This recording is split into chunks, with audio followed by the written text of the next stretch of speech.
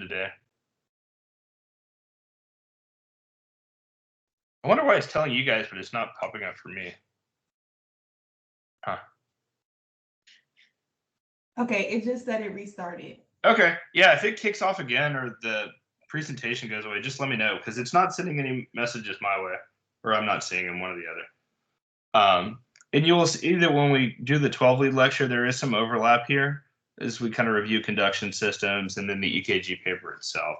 But definitely, if you guys have any questions, please let me know. All right, so you're looking at that big box. It's 0.2 seconds. So how many of those boxes would I need to have 1 second? 5, right? So you're going to notice there's a recurrent theme here. I need to have 5 of the 0.2 second boxes to make 1 second. And then if I go inside that 0.2 second box, I have much smaller boxes. Each one of those is going to be 0.04 seconds. So again, I'm going to need 5 of those to make a 0.2 second box. Does that make sense to everybody? So if I'm measuring something, I need to make sure I know what the distance is that I'm measuring. Heart rate's kind of the easy thing to figure out. When we start looking at PR intervals, QRS intervals, and R intervals, you've got to be able to calculate it out.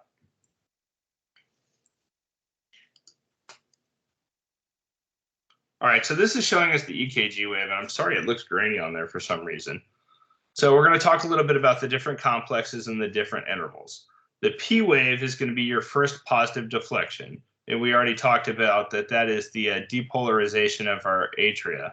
So it's going to be a positive, generally a nice rounded P wave. When you start running into abnormal or aberrant P waves, the classic one being a retrograde or an inverted P wave, that generally signifies you've got a junctional rhythm because it's moving away from our electrical camera. So you're seeing the impulse travel a different direction as opposed to that nice positive upright P wave. You may also see that it's not necessarily retrograde, but it may be pointed, or you may have some other conduction abnormality there. Those are generally going to be some sort of AV junctional problem when you see it. So the next thing to look at is your PR interval. So your PR interval goes from the start of your P wave to your R wave. And then after that, you've got your QRS complex. The QRS complex is going to be your ventricular depolarization. And what did we say was occurring underneath that, but we're not able to see it? Your atrial repolarization, right? So you'll see that sometimes we are not able to quite see everything because it may overlap. So if you have somebody that's perhaps in a 3rd-degree heart block, where the atria is doing one thing and the ventricle is doing another, but they're not talking to each other, as you start trying to map out your P waves, you may not be able to see a P wave because it's covered up by another QRS complex. So you may need to just account for it being there and then continue on to see if it marches out. So after the QRS complex, we have the ST segment. The ST segment is where our ventricle is getting ready to repolarize, and then your T wave is your actual ventricular repolarization. So what sort of things affect our ST segment?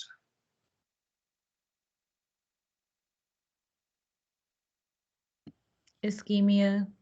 Yeah, ischemia is the big one. Ischemia, myocardial injury. And one thing I want to make sure you guys remember here is an elevated ST segment is not the same thing as an elevated T wave. What affects elevated T waves or causes elevated T waves? Potassium. Potassium. Yeah, potassium. So when we start looking at EKGs and especially our 12 leads, make sure you know that you're looking at a T wave or an ST segment. They're not the same thing.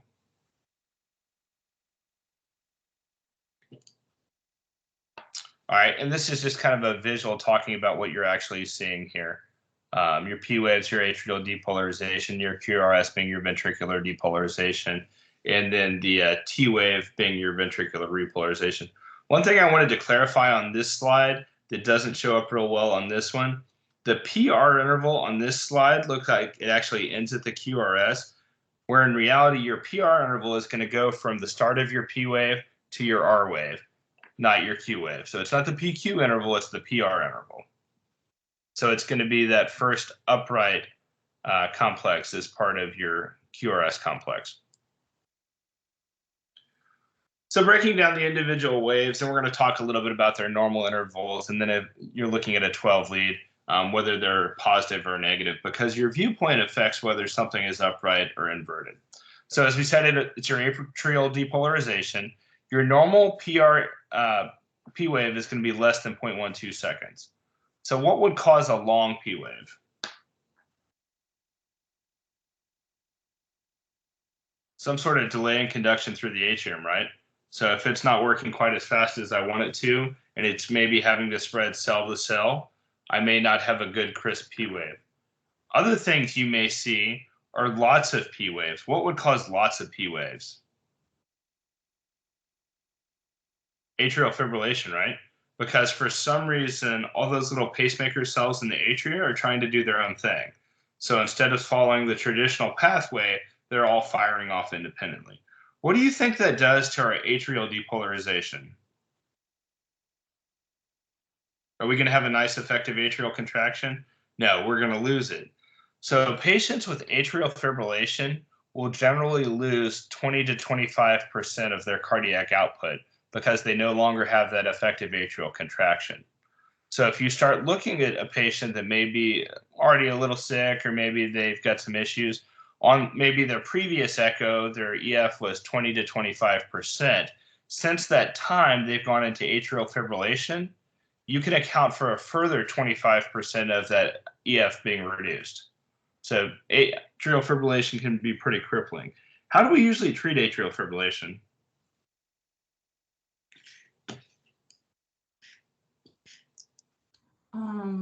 Ablation. Yeah, usually we're either going to do ablation or cardioversion. One thing we want to make sure we do is look at their heart, because if you have somebody that has turbulent flow, it has this bad habit of causing thrombus. So the last thing we want to do is have somebody that's got all these clots sitting in their atrium, and we go through and restore the normal function and squeeze all those clots out. So usually it's going to be either cardioversion or ablation, where we look for those specific pacemaker cells that are problematic. What other things can we do that will help treat but not necessarily correct atrial fibrillation? Amiodarone may help with rate control. In a low percentage of patients, you'll see that they convert with it. Another thing we use a lot of times to treat it but won't convert it is calcium channel blockers. In the acute phase, we use a lot of diltiazem to try and get rate control. And what we're doing when we're slowing that rate down is hope that we get to a little bit more normal contraction, because perhaps instead of a zillion pacemaker cells, we only have 5 or 10 that are acting up. So moving on from that, we have our PR interval, which is our conduction through the AV node. So what you'll see there is that usually it's going to be flat because we're returning to that isoelectric baseline, because we have sent the electrical impulse down through there, and now we're actually conducting and squeezing, or contracting and squeezing the blood out of the ventricle. Your normal PR interval is going to be 0.1 to 0.2. If we have a PR interval that's longer than 0.2, this is when we start thinking we may have some sort of block. The most common one with just that prolonged PR interval is going to be a first-degree block, because the only characteristic, it would be a traditional sinus rhythm, but because we do have that delay in conduction, it's going to be a little bit longer. So moving from that, we have our QRS complex, which represents ventricular depolarization. In a perfect world, it's going to be longer than 0.12 seconds. If we have a longer QRS complex, start thinking that you may have some sort of bundle branch block there. And that QRS complex is broken up into 3 components. You have a physiologic Q wave, and I put physiologic as opposed to pathologic, because when you start to see some of the pathologic Q waves, that may be indicative of myocardial damage. And we'll get a little bit further into that when we start talking about the 12 leads. R and R prime, this is when you may have a bundle branch blockade, because you may have a series of R waves as opposed to one. And then finally, your S is as you start to head into your repolarization during your ST segment. So the ST segment is the early stages of ventricular repolarization. And when we start talking about concern over myocardial ischemia, whether it be elevation or depression, usually more than 1 millimeter is when we start to consider it significant. And one thing for you to keep in mind here is that usually we're looking at adjoining parts of the heart. So I usually want to have at least 2 leads from a single part of the heart. So a septal MI, I would think that I might have ST elevation in leads V1 and V2. And we'll get a little bit further into that with the 12 leads, like I said. Don't worry too much about it, but know that 1 millimeter is when we start to consider it to be significant changes. Your T wave is going to be your ventricular repolarization. Your T wave is generally positive in leads 1, 2, and then your precordial leads of V3 through V6. So we've gone over this a couple of times. You're probably going to see it again, but when is that atrial repolarization? It's during your ventricular repolarization, so you're not able to see it because of your QRS complex. So our inherent pacemakers, we talked about this earlier, but the big 3 that we need to remember are your SA node, your AV node, and then your ventricular. Make sure you know the rates for each of those.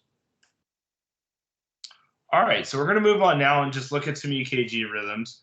I've got about 20 here we're going to look at, 10 to 20, and then we're going to pop up that Kahoot and we'll go through and get a little practice in with some pressure. So sinus rhythm, looking at this, what is our heart rate, assuming this is a 6-second strip? So if it's a 6-second strip, we just calculate the number of complexes there and multiply it times 10. So when I look, I see 1, 2, 3, 4, 7 QRS complexes. So I've got a ventricular rate of 70. How many atrial complexes represented by that P wave do I have? It's a sinus rhythm, so we're following the traditional pathway. I have a P for every QRS. So I have an atrial rate of 70 as well. Looking at this, my PR interval is not prolonged. My QRS interval is not prolonged. So this is just a sinus rhythm. Everybody understand that okay? If I'm going through any of these rhythms and you have any questions about how I got to that point, please just stop me and ask. Okay, so moving on, you can see this one's got those 3-second hash marks up top for you. So I've got a 6-second strip with a ventricular rate of 40. I didn't exactly capture the first P wave, but assume you have a P for every QRS. So I have an atrial rate of 40, a ventricular rate of 40, but it appears to be following the traditional conduction pathway, right? It looks like it originates with an atrial depolarization with my P wave. None of my complexes are large. So this is a sinus bradycardia. And what did we say usually causes sinus bradycardia? Big vagal influence, right? Could a sinus bradycardia be somebody's normal heart rate? Sure. If you take somebody that's in shape, nice strong athlete, they may have resting heart rates in the 30s and 40s because that's what their body needs. On the other hand, you take somebody that's overweight, out of shape, their resting heart rate may be above 100 because they're that out of shape that their heart is trying to make up for the lack of perfusion that it would see with the normal rate. So moving on, sinus tachycardia. So we have all the characteristics we're looking for. As our heart rate increases, it becomes a little bit harder to see our P waves. You will see on this one that the P wave is occurring on the downslope of the T wave. It's consistent for each complex, but you don't have any isoelectric time in between one complex and a net because of that increased heart rate. So assuming this is a 6-second strip, figure out what your heart rate is.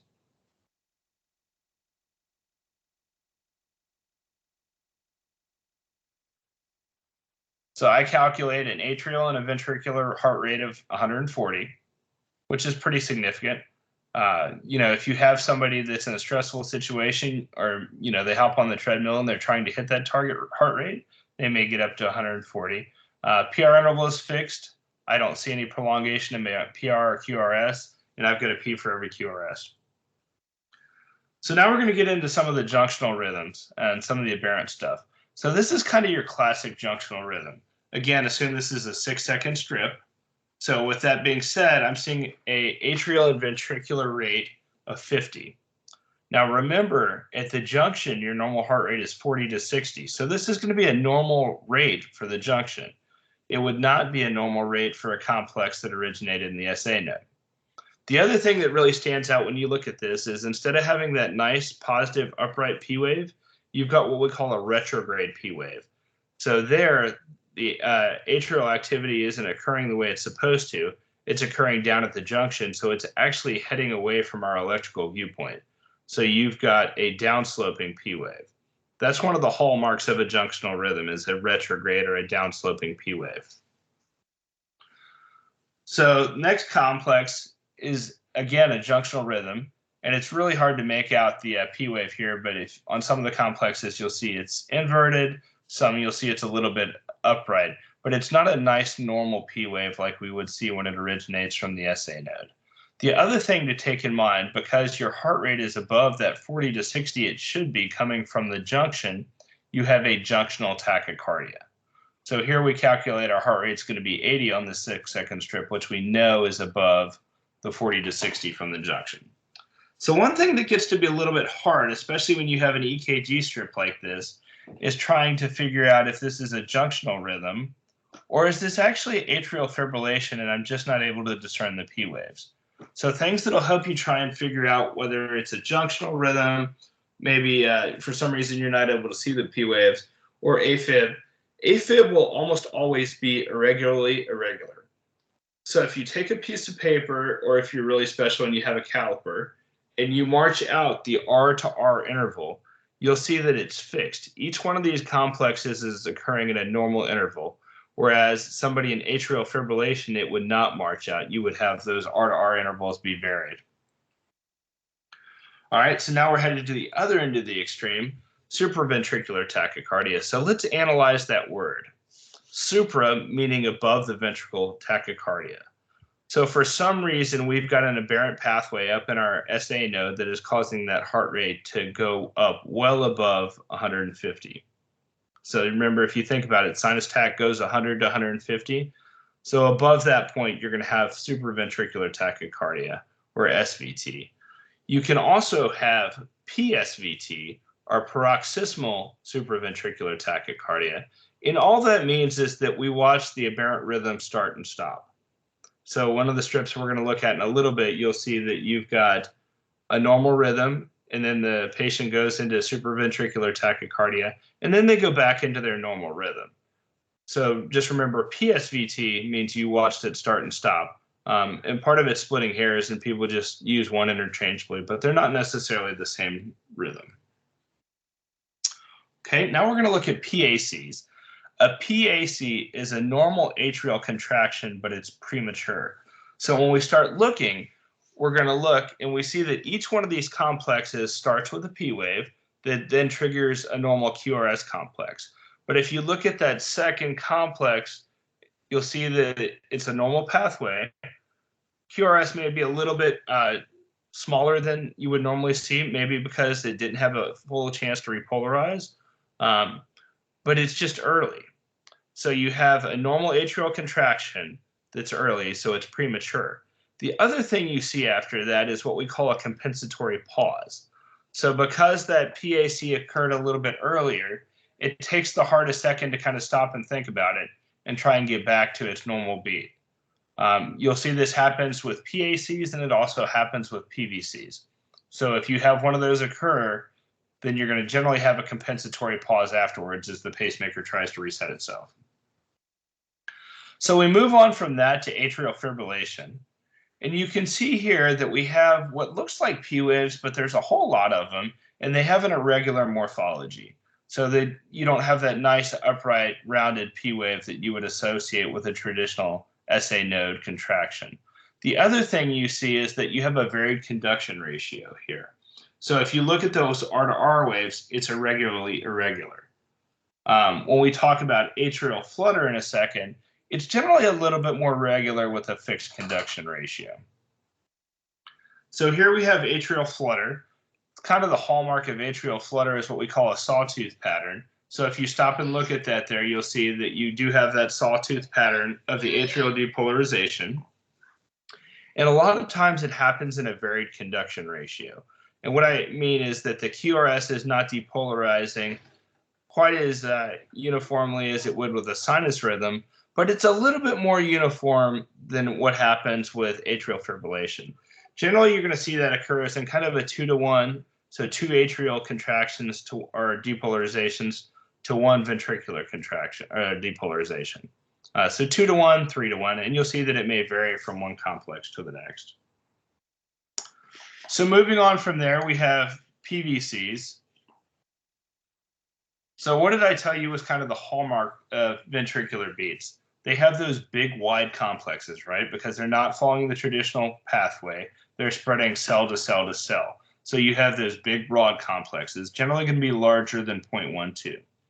So our underlying rhythm is going to be sinus. I've got a nice P wave, then a QRS, and then I have this big ventricular beat that pops up there. So that automatically makes me think that that's originating in the ventricle. That makes sense for everybody when you see that. The other thing is you don't have a P wave that's triggering those. So you may have PACs that have a long ventricular beat, but they're still originating with a ventricular contraction.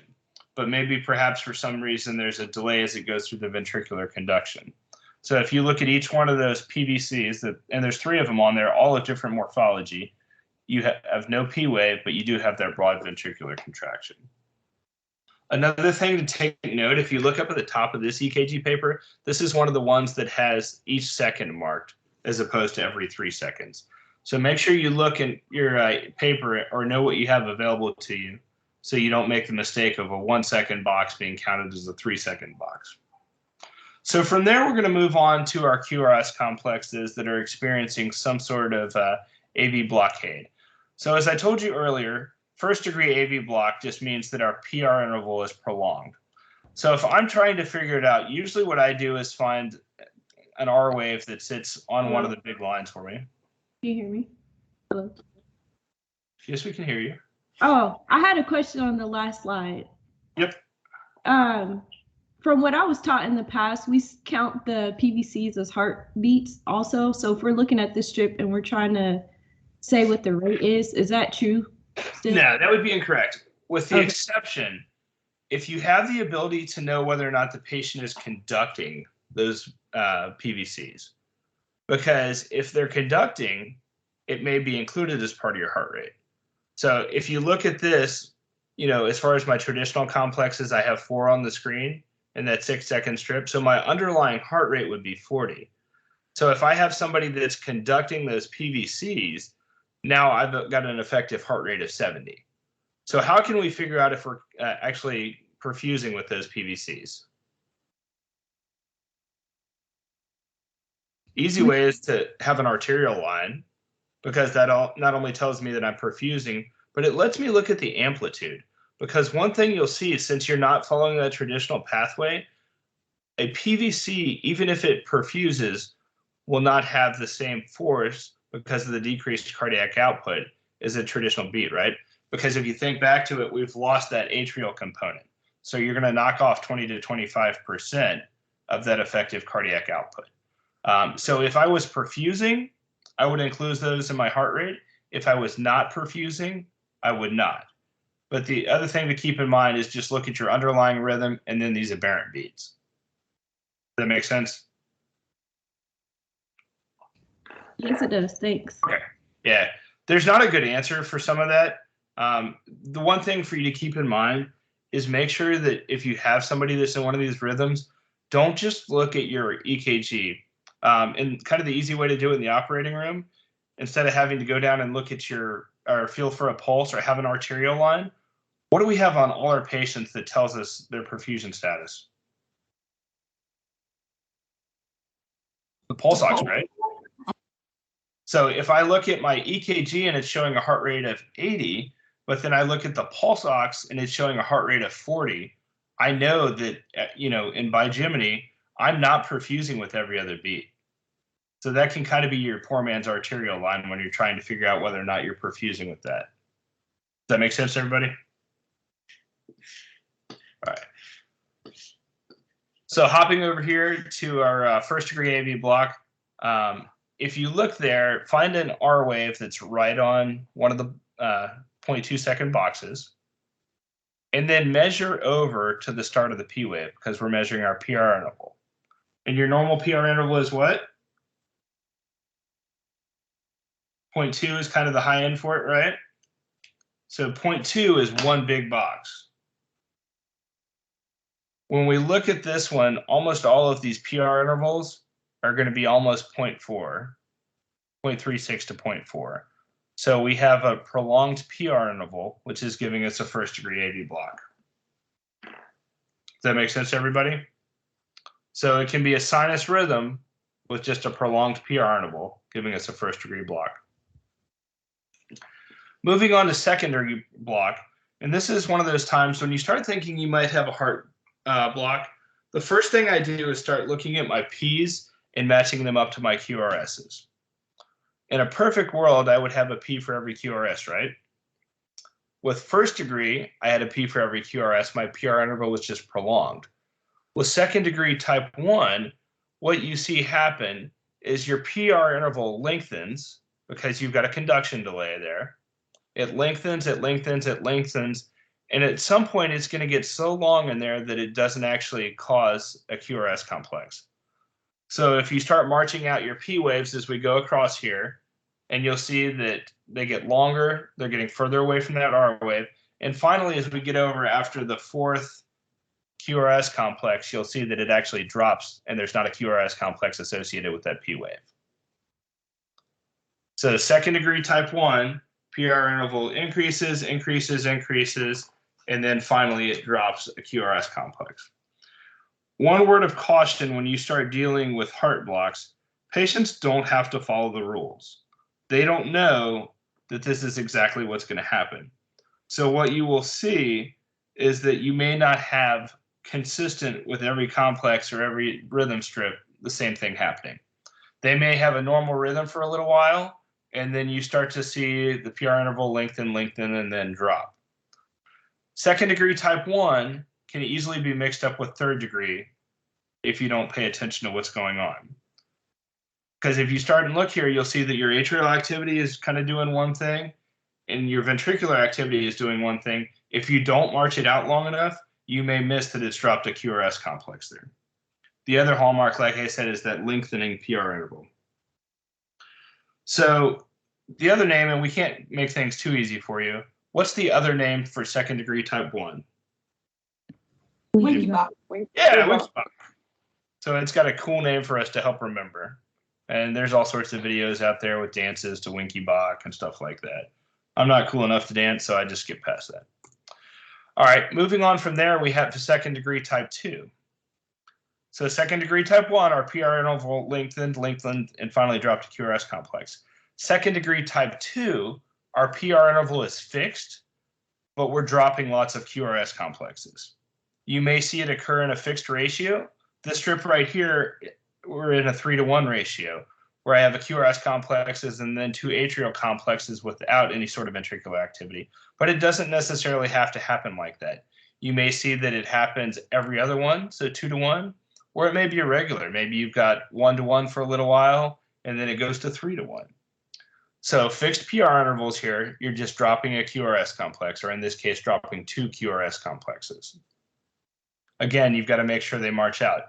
So if you sit here and march each one of these out, you'll see that your P to P interval is fixed, your R to R interval is fixed, and your PR interval is fixed. You're just dropping QRS complexes. That's very important because when we get to our next rhythm, you'll see that your P to P interval is fixed, your R to R interval is fixed, but your PR interval is not fixed because the atria is doing one thing and the ventricles are doing another. So with that, we'll move on to third degree. So as I was saying, you look here, your P to P interval is fixed. Sometimes it gets lost in the T wave. If you look coming off of that first QRS complex, you can barely make out the P wave there. And then on the second one, you see it's on the downslope. So you may have to skip over a complex, assuming it's buried somewhere in a QRS.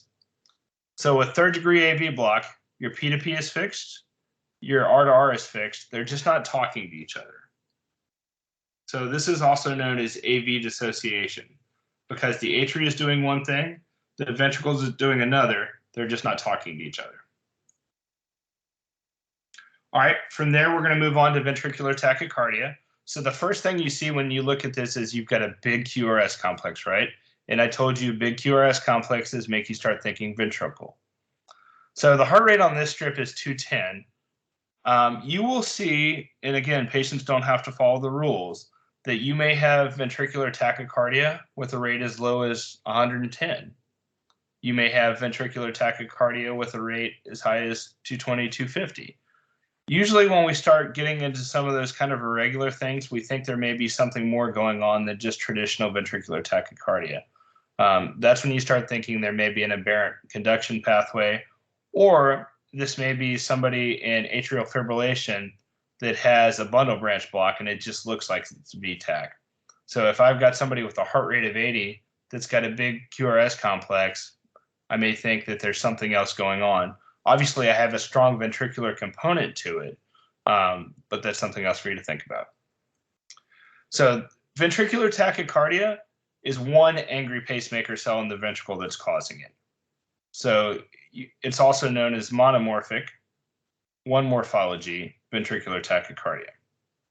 Ventricular fibrillation, I've got multiple pacemaker cells in the ventricles that are angry.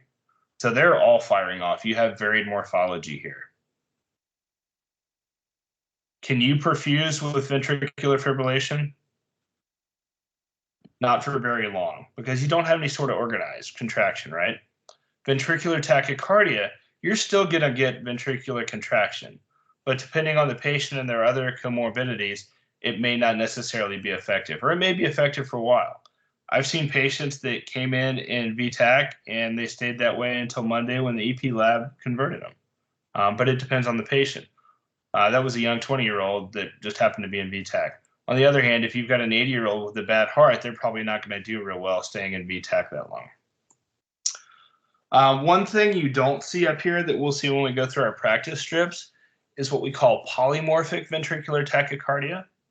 So as opposed to just having one morphology, you will have multiple morphologies.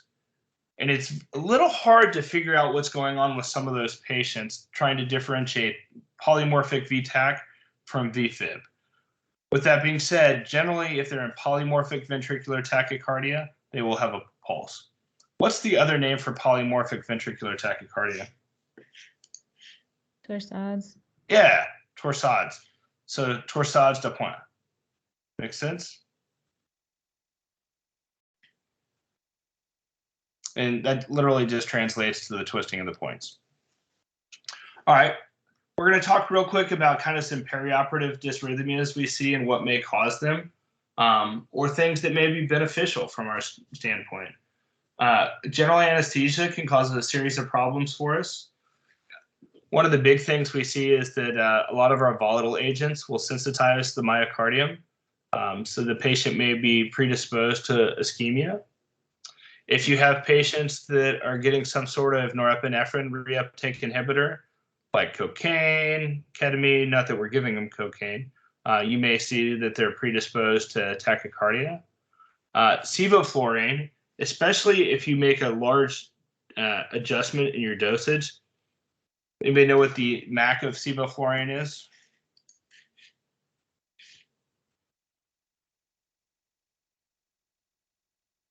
So the MAC of sevoflurane is 1.8.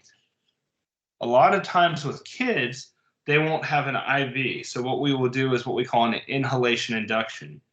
You know, nobody wants to fight with a little kid to start an IV if you have a choice. That's why we went to anesthesia, so we have choices, right? So what we will do is bring them back, give them some nitrous oxide, because nitrous smells good. They'll get comfortable. And then we'll turn on the sevoflurane, which provides us with profound muscle relaxation. If you blast them, or sometimes we call it brutane, instead of gradually turning your sevoflurane up, if you go from that MAC of 1.8 to say 6, a lot of times what you'll see is that it will cause bradycardia, especially in children. Why are children more prone to bradycardia than adults?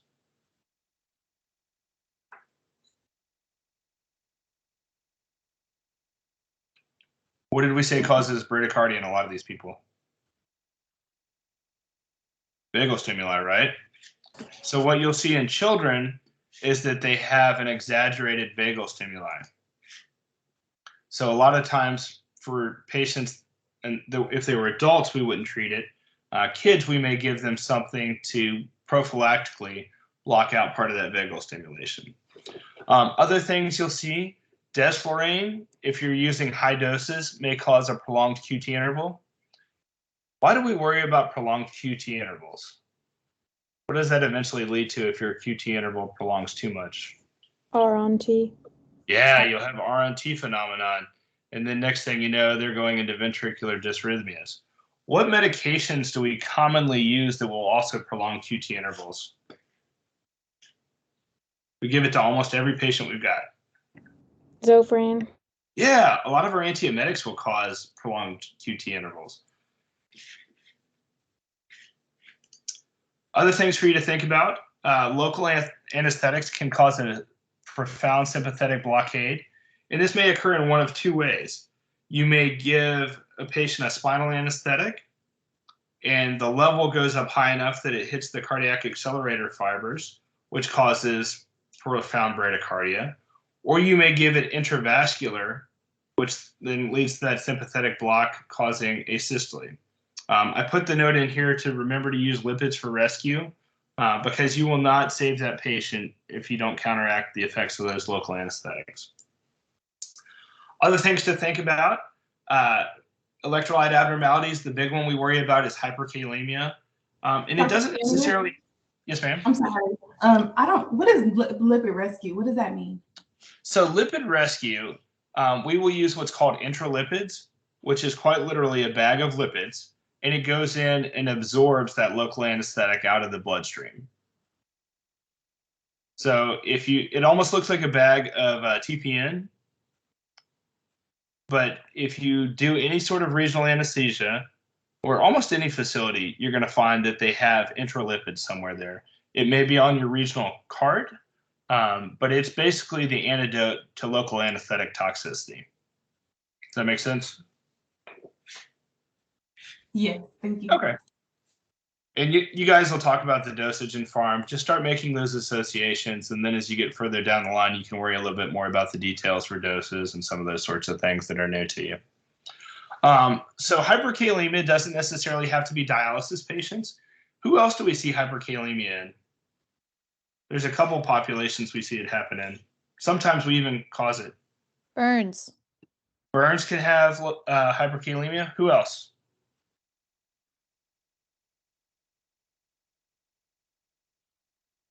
Somebody asked if we had to give the lipids by central line. No, they can be given peripherally. So other patients will see hyperkalemia occur in massive crush injuries. So if you have somebody that's had a lot of muscle damage, you'll have that potassium that spills out into the blood.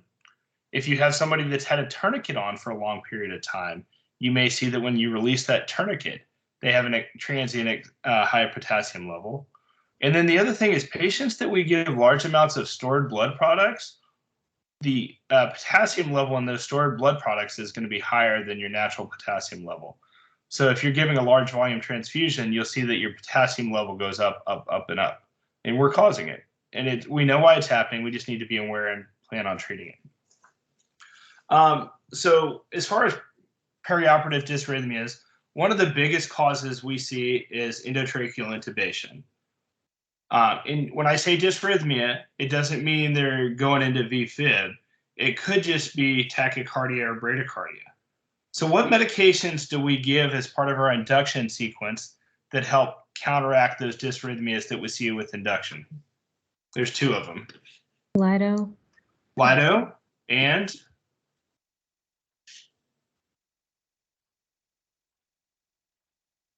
Lido is the easy one because it's associated with the heart.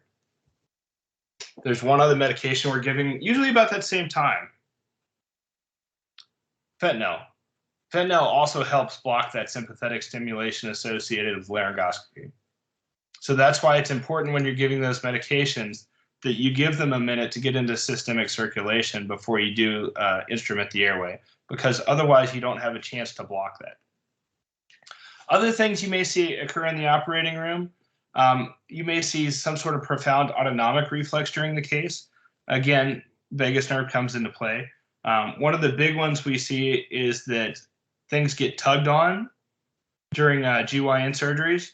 So if you start pulling on the uterus or the cervix, it's not uncommon to have bradycardia. If you insufflate the peritoneum for a laparoscopic case, because of the decreased venous return, you may have profound bradycardia and asystole.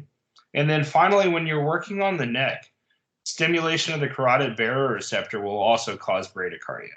Fortunately, all of those are really easy to treat. All you have to do is get them to stop whatever they're doing that caused it. The downside is if you're having some sort of cervical surgery or uterine surgery, that's why they're there. So we're going to have to do something to treat the patient. Usually what we're going to do is give some glycopyrrolate or something to help block out part of that vagal stimuli. Other things you'll see as far as perioperative dysrhythmias, during central venous line cannulation, what do we see?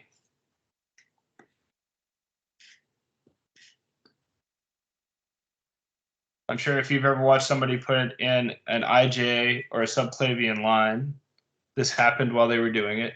PVCs. Yeah, PVCs. Why does that happen?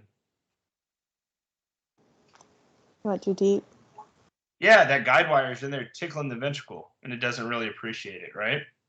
The good news is you know that your line's in good position because you've gotten it into the heart, but you probably need to pull the guide wire out before you poke a hole in something. So that's one thing we see. Other thing you may see is actual surgical manipulation of cardiac structures. So you may see this obviously during cardiac surgery because they're working around the heart. Just a matter of putting a little bit of pressure on the heart will greatly affect your cardiac output. And it may also upset those pacemaker cells inside of there. Cardiac patients are very prone to AFib and A-flutter. So it's not uncommon that during cardiac surgery, you will have to cardiovert those patients. But stepping away from true cardiac surgery, what else might we see that causes that? If you're doing a organ donation case, it's not uncommon for them to have to cardiovert the patient if they're doing cardiac or pulmonary recovery, because again, they're in there and they're directly impinging on the cardiac structures. Other things for you to think about is where are they doing the surgery? We talked about the carotid and the baroreceptors that may stimulate, but it could be something as simple as the oculocardiac reflex. So if they're up there working on the eye and they either haven't localized appropriately or they're putting excessive pressure on the eye, you may see profound bradycardia. What do we do that may stimulate the oculocardiac reflex? Again, remember, it's more common in kids. If you've got your face mask up over top of the eyes, or you're applying excessive pressure to the eyes during ventilation, you may notice your patient's heart rate drops down as you stimulate the oculocardiac reflex. So it's important to have the right size mask so you don't do that. Pay attention to where it sits. And then again, remember that kids have an exaggerated vagal tone, so it may be a little bit more obvious in them versus an adult. And then finally, a couple more common things that cause operative dysrhythmias. Hypoxia. Hypoxia, especially during intubation, will almost always manifest as your heart rate decreasing to the point where it's not there anymore. You will see, especially in children, that bradycardia is the first sign of hypoxia, long before your pulse ox recognizes that they're not oxygenating well. So if you're intubating a kid and you feel like you're taking too long and you look over and see the heart rate starting to drop, that's a very ominous sign. You need to stop what you're doing and make sure you correct the hypoxemia by ventilating the patient. Other things you may see, perhaps due to no fault of your own, is cardiac ischemia, usually manifesting through ST segment changes. It may be related to you not keeping your blood pressure within normal limits, within that 20% of baseline. It may be totally unrelated to anything you're doing. This may just be the time in their anesthesia stress test they failed, and now they're having some sort of ischemic event. And then the other thing you'll see is excess catecholamines. So if I have not appropriately provided my patient with analgesia and sympathetic blockade, and I apply some sort of significant stimulation, say for instance laryngoscopy or a surgeon with a knife cutting on an abdomen, you're going to see that catecholamine surge causes tachycardia. That's one of those hints that you need to do something different to treat your patient. All right, any questions about that part?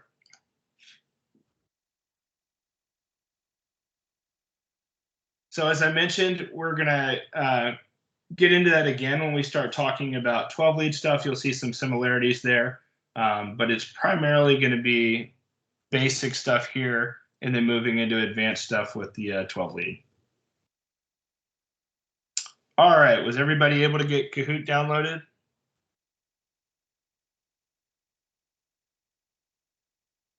Before we leave this, Yeah. can we revisit what you were saying about the slide with ventricular fibrillation?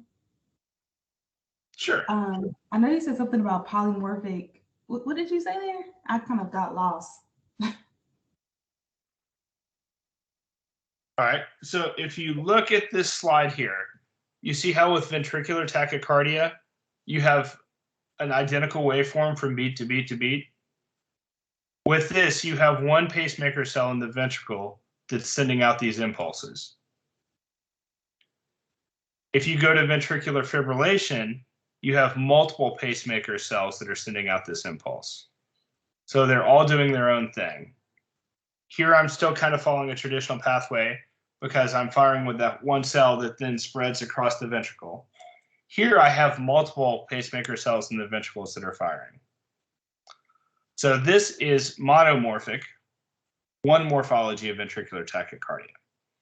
I'm going to show you here in a minute when we start looking at the Kahoot stuff, polymorphic ventricular tachycardia, or torsades, where I'm having a standard ventricular contraction, but it's originating around the ventricle. The difference is it's in a more organized pattern than what you see with this ventricular fibrillation. Does that make sense? Yes, thank you. Yeah, no problem. And I'll tell you, even when you talk to cardiologists, that's one of the hardest diagnoses to make is figuring out, is this VFib, is this VTAC, or is this polymorphic VTAC? And a lot of times you have to look at things other than just the EKG strip. Think about your big picture. Is this patient perfusing? Are they awake and talking to me? If they're awake and talking to me and it continues on, they're probably not in VFib, no matter what the monitor says. So to default to kind of the radiologist excuse for things, you need to use clinical correlation for a lot of these EKG treatments, right? If you think somebody's in VFib and they're talking to you and seem perfectly fine, it may be something as simple as the leads come off or you've got artifact. It's probably not going to be what you actually think it is. Make sense? All right. Go ahead. No, makes sense. Okay, cool. All right, if you have Kahoot downloaded, the PIN number is 409-7740. And I put that in the chat if you forget what it is.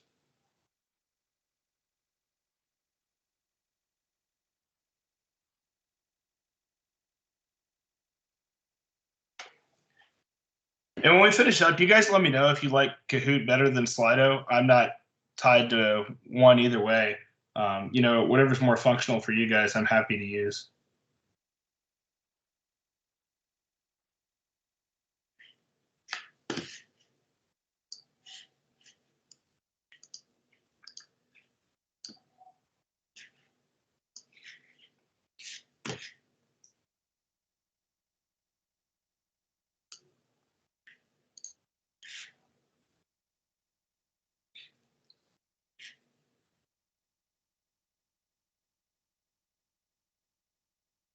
All right, it looks like a decent number of people have gotten in there. I'm going to go ahead and get it started, hopefully.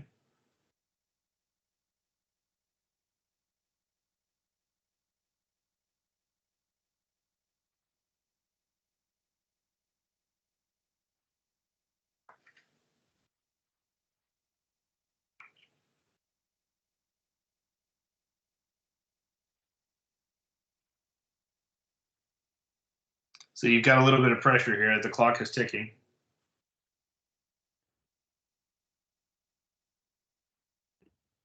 I don't see a question.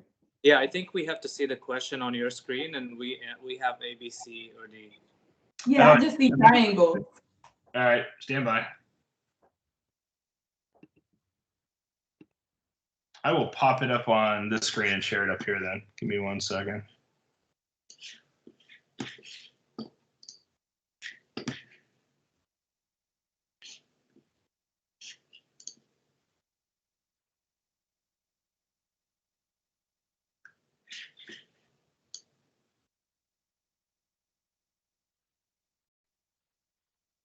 All right, this one's going to have a different pin on it. I restarted it on the other computer. It's going to be 892-5900.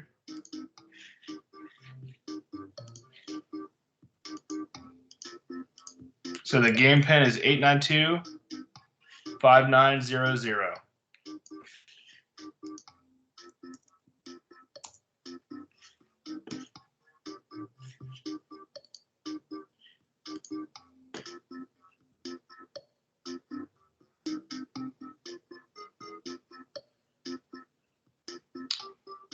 Are you guys able to see my screen okay? All right. Yes, we can see it now. Okay, cool.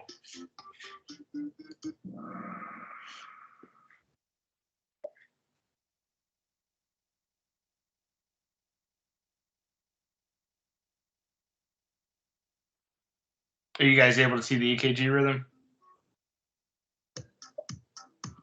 Yes. Okay, perfect.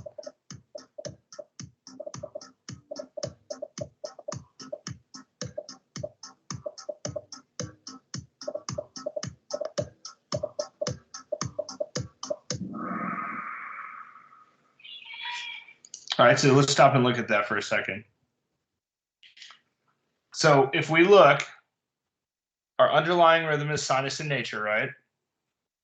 Every third beat, we're having a PVC. So you see that large ventricular contraction. So one of the things you'll see with EKGs is giving the most correct answer. Same thing with your board exam. Yes, it is a sinus rhythm, and yes, there are PVCs, but the most correct answer is going to be the sinus rhythm with trigeminy. Does that make sense, everybody? All right. Moving on to the next one. Oh, we're going to get scores. Tyler's up top.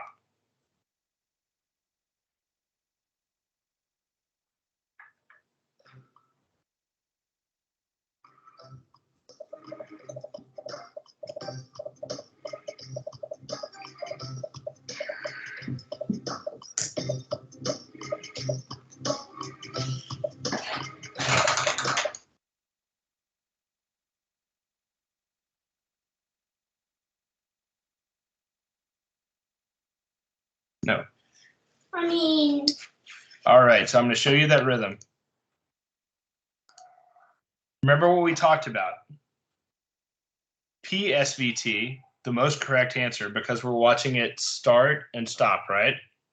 So the rhythm that you're seeing there is SVT in between a sinus rhythm, but PSVT is going to be the best answer because you're watching the onset and the end.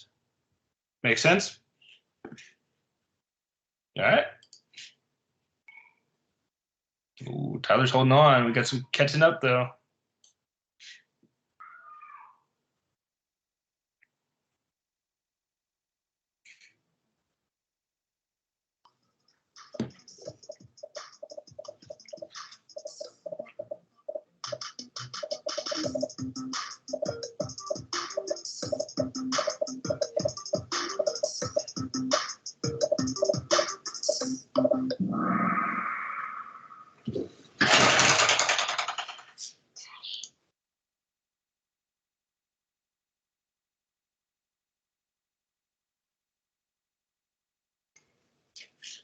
All right, so if we look at this one,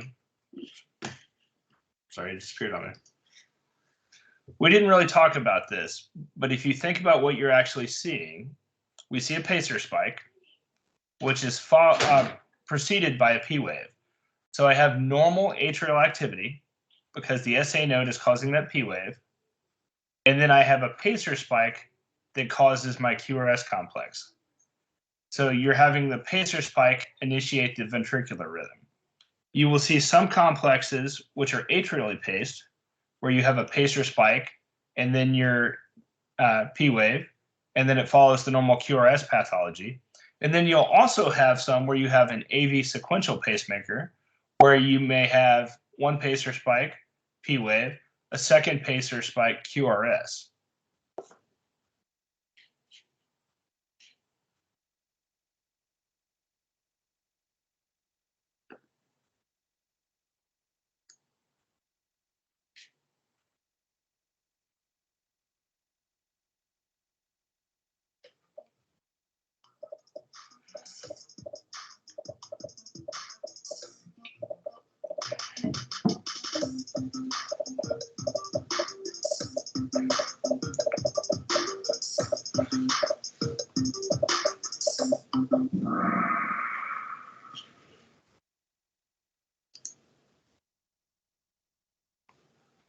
All right, so what do we see going on here?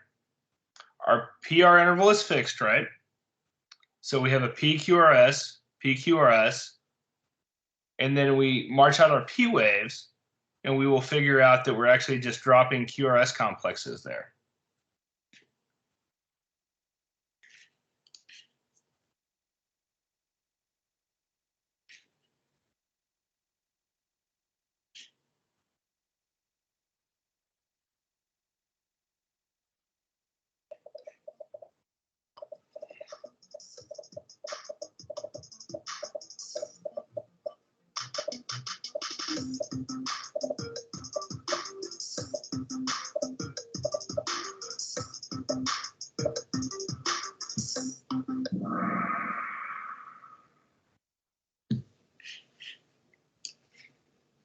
Good.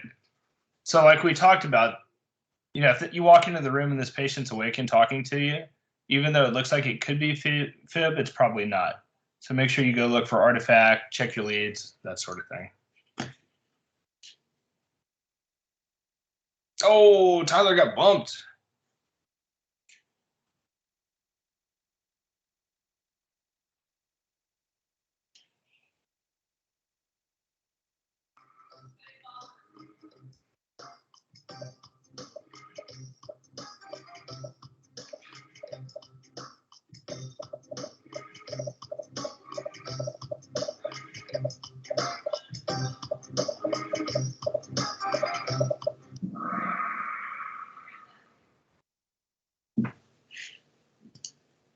All right, so we take a look here.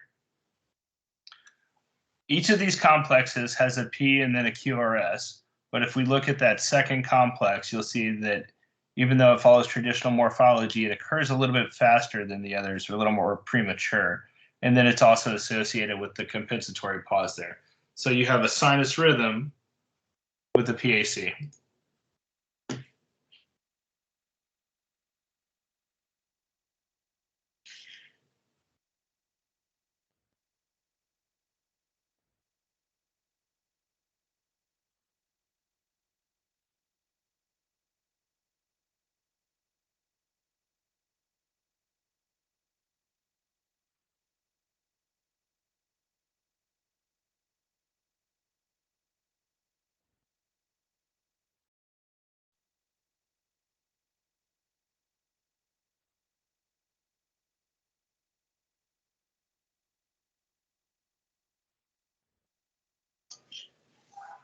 All right, so think about your irregularly irregular.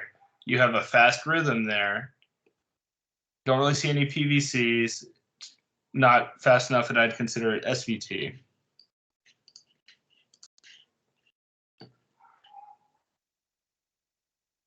Oh, Adam's on fire. He just woke up.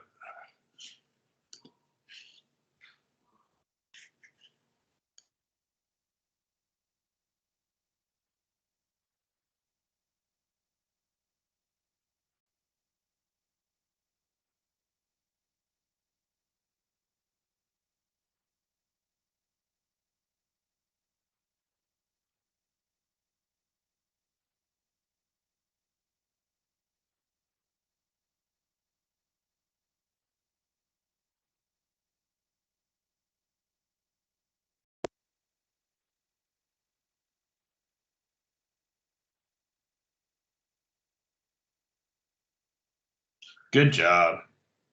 So you can see here how you have an pacemaker spike and then your P wave.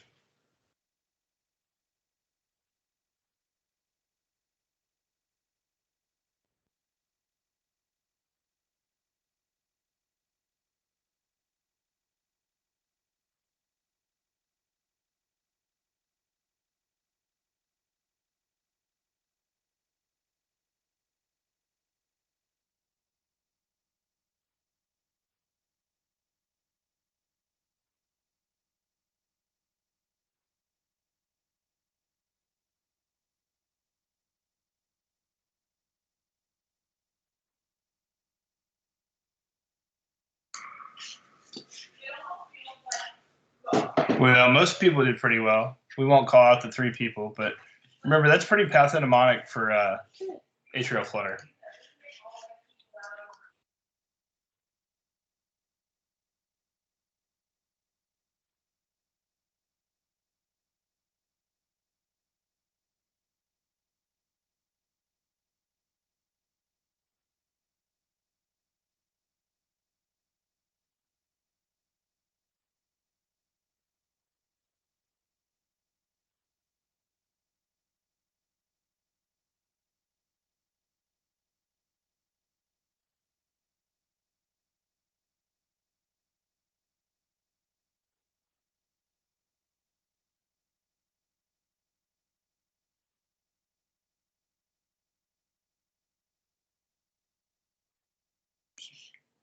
You'll see that on some of these complexes you have a P wave, but it's not consistent.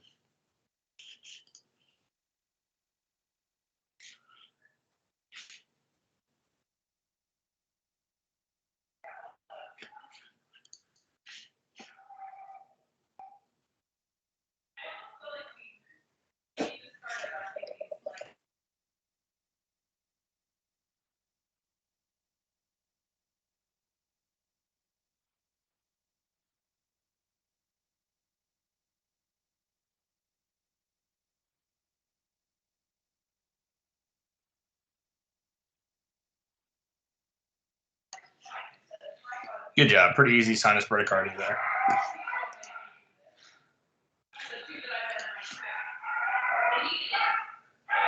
And when we finish this up, I'm going to send all these strips out to you so you can take a look at them.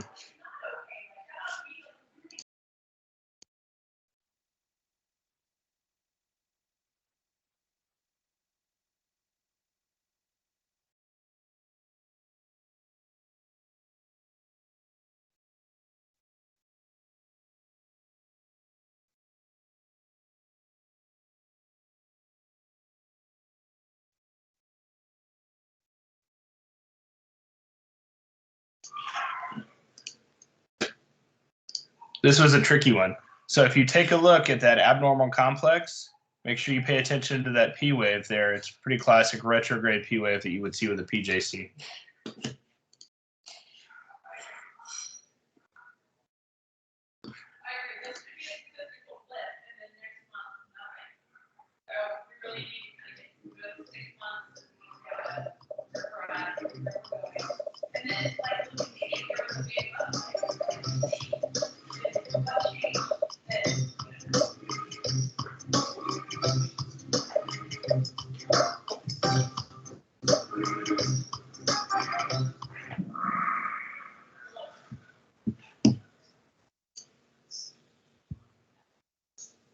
Okay, this one's pretty straightforward VFib. It's not as pronounced as the one we looked at, but start thinking about your rules for interpretation, not just looking at the rhythm you kind of associate it with.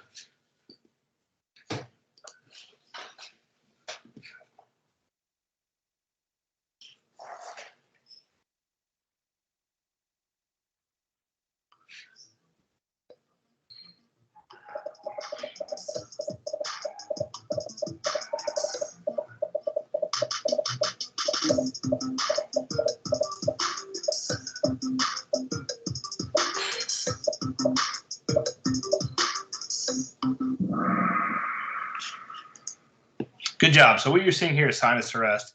Not something we talked about, but again, these are EKGs you should have been looking at your whole career, so it should just be a review. Another thing to take note of is if you look there, that ST segment is pretty elevated. So I would definitely worry about the patient having a myocardial event.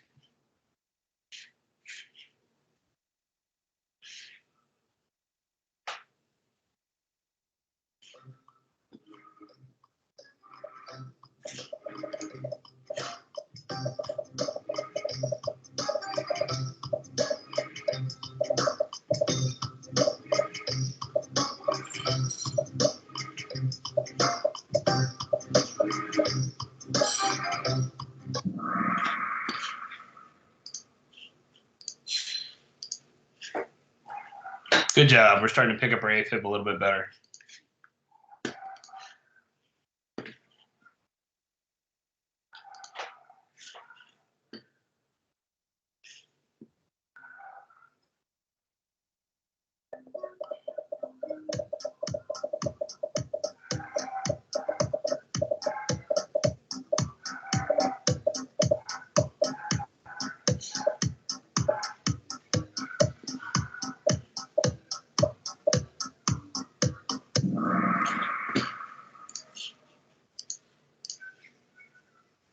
Good job. So this is kind of a classic SVT. Remember, it's not PSVT because we didn't watch it start and stop.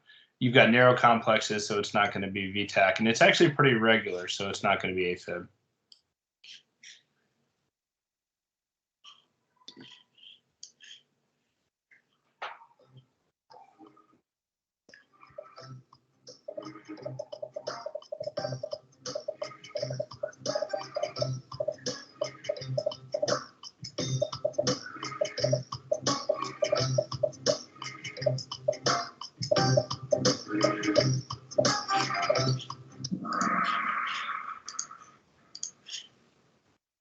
Good. So if you look, you've got kind of retrograde P wave morphology here, and it's accelerated because your heart rate's 80, which is above the intrinsic rate for the AV junction.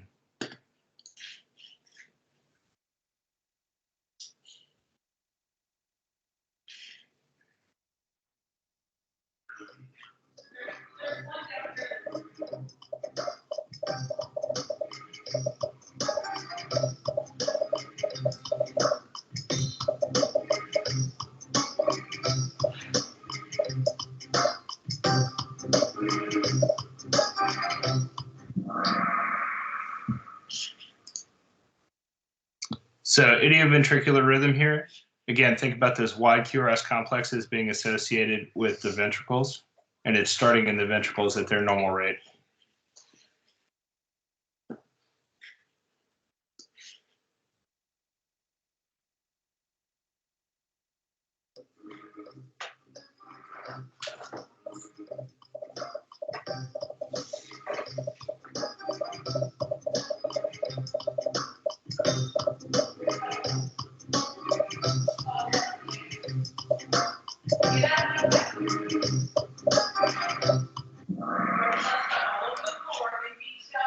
Good job. Here you can see you have the two pacer spikes.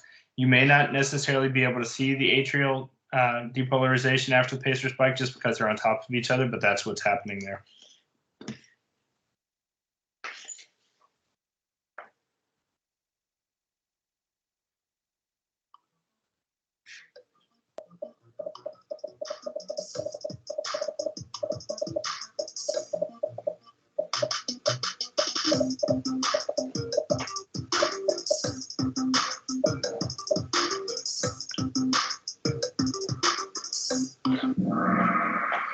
So with this one, I changed up the terminology a little bit on you. You may see it listed as idioventricular rhythm or IVR, and likewise, you may see it as AIVR or accelerated idioventricular rhythm.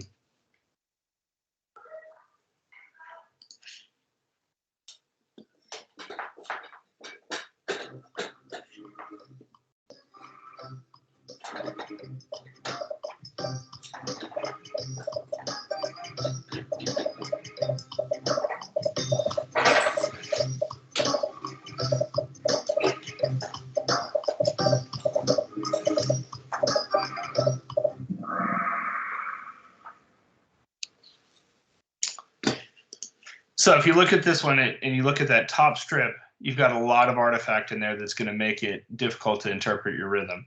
It just happens the artifact looks like EKGs. The reason I provided you with the lower strip is because if you have trouble seeing things in one lead, you can always go to a second one and look.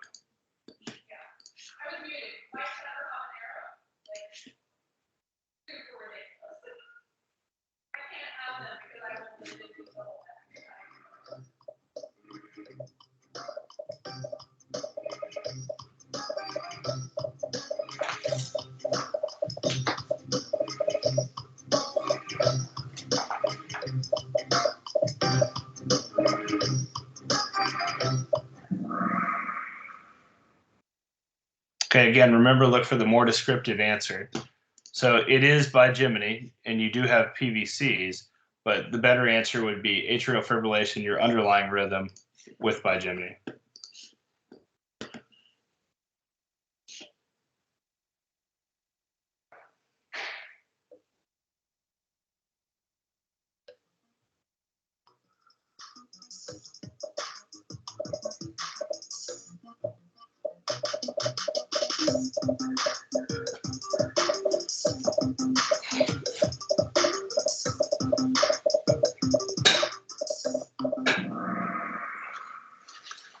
Good job. That's a hard one. It's not one we talked about. And honestly, on most patients, I wouldn't expect anybody to see that. But if you look, you've got kind of a normal QRS complex, and you've got a little tiny irregular P wave consistent with the junctional escape beat.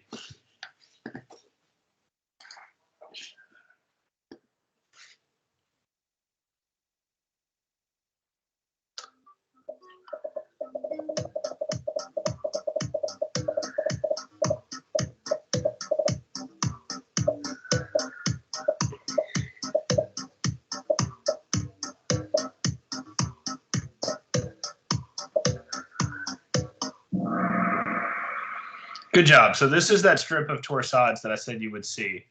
Things to make sure you pay attention to. Don't get distracted by outliers. Like, we know that electrolyte abnormalities can cause torsades, but usually it's going to be hypomagnesemia. Hyperkalemia can cause it, but generally hyperkalemia is going to be more of a sine wave.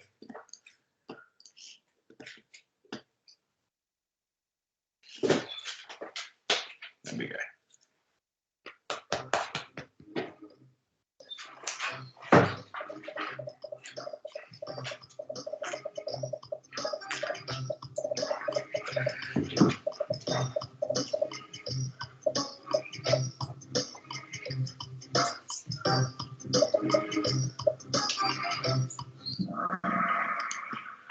Good job. Classic.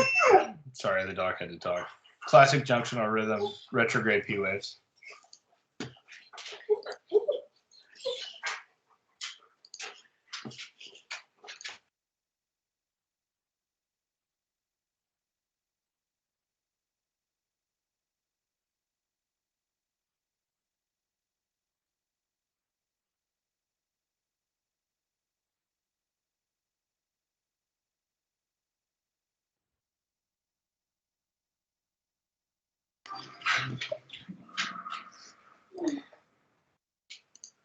Good job. So remember, for acute MIs, it's going to be a ST segment, not just the T waves. There's no PVCs there.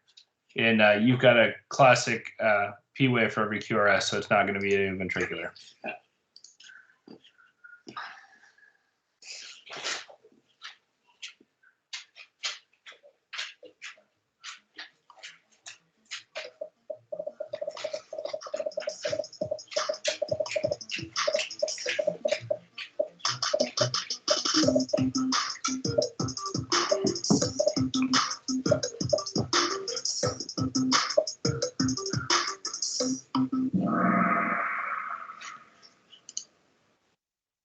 Good job. AFib, pretty easy to pick up that one. Remember, flutter, you're going to have regular flutter waves. With that one, you have some, but they're not consistent through all the complexes.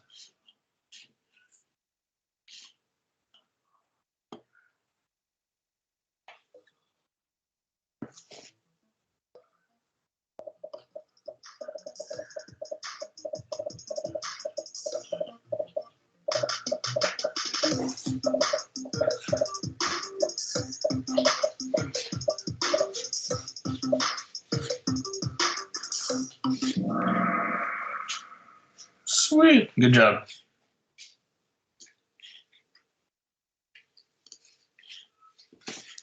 All right, last one.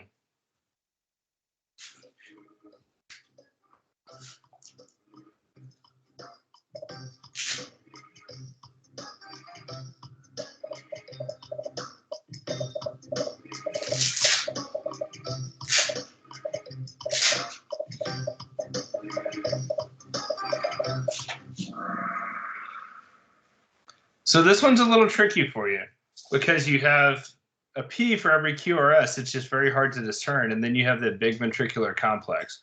But if you look, you'll see that that QRS complex is one that we would oftentimes think of as being associated with a bundle branch block. So you've got a sinus rhythm with a PVC.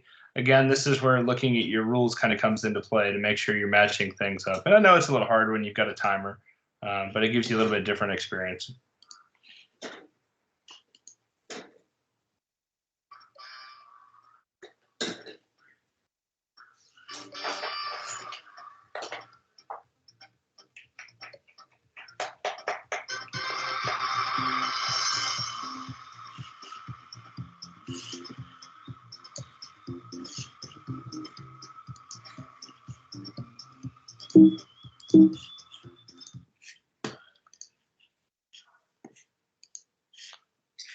All right, so we went a couple minutes over. Hopefully that was a good learning experience for you. A couple of things I wanted to touch on.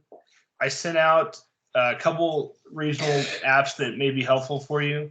Please don't feel like you have to get any of those, but you'll find that especially when you get to clinicals, having something that you can review on your phone is kind of helpful for you, because no matter how many blocks you do, it's always a good idea to be able to brush up on it. So if you know you're going to be doing a block for the case, you can kind of skim it real quick, and then when you get to that point, you're ready to go for it. Let me know what you guys think about Kahoot. So as I said, I will send all these EKG strips out to you, and I will also send out all those kind of random trivia words that I'd sent out that we've been using for the Slido, so you can look over those. All right, I think the snow is still coming down, so if nobody has any questions, I'll let you guys go. But if you do have any questions, feel free to stick around, okay?